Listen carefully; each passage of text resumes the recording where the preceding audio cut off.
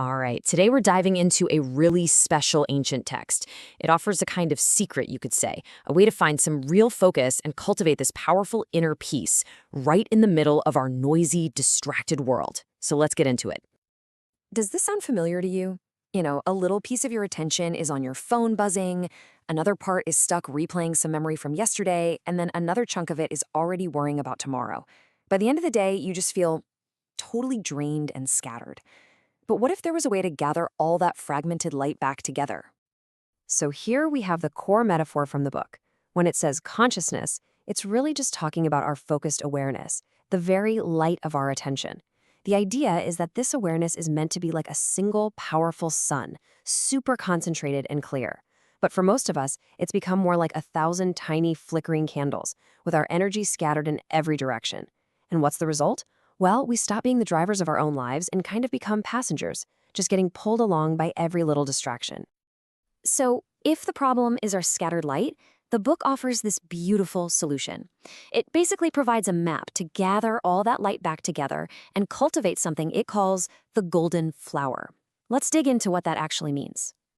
Okay, first things first, the golden flower isn't a literal physical flower you can go pick. It's a really profound symbol. It represents that state of awakened consciousness that blooms when all your fragmented mental energy is brought back to a single unified point. Think of it as the ultimate state of focus and inner alignment. So what does this state feel like? Well, it represents a deep harmony. That point where your logical mind and your emotional heart stop fighting each other and actually start working together. And the book really emphasizes this isn't about becoming someone new. It's about uncovering the powerful, peaceful state that's already inside you, just buried under all the noise. This all sounds great in theory, right? But how do we actually do it? Well, the book reveals a central technique for making this flower bloom, a method it calls turning the light around. The core idea here is so simple, but it's really profound. I want you to imagine that your attention is like a projector, and it's constantly shining the light of your consciousness out onto the world. This technique is all about rotating that projector 180 degrees and shining that same powerful light inward to eliminate the landscape of your own mind. In practice, this is surprisingly simple to get started with. First, you just consciously pull your attention away from all the external sights and sounds. Second, you direct that focus inward, and the easiest gateway to that inner world? Your breath. Seriously, just closing your eyes and feeling the sensation of your breath coming in and going out, that's the very first step to gathering all those scattered rays of light. Now, once you turn that light inward, you're going to find a whole landscape to explore. But don't worry, the text doesn't just leave you stranded there. It actually gives you a map to understand what you find inside. So, to navigate this inner world, the book suggests we basically have two minds. There's the thinking mind, which it compares to clouds in the sky, always changing, full of chatter, plans, and worries. But behind all those clouds is the original mind, which is like the vast, silent, and ever-present sky itself. The goal isn't to fight the clouds, but simply to remember that you are the sky. And what about all those distracting thoughts that pop up the second you try to be quiet?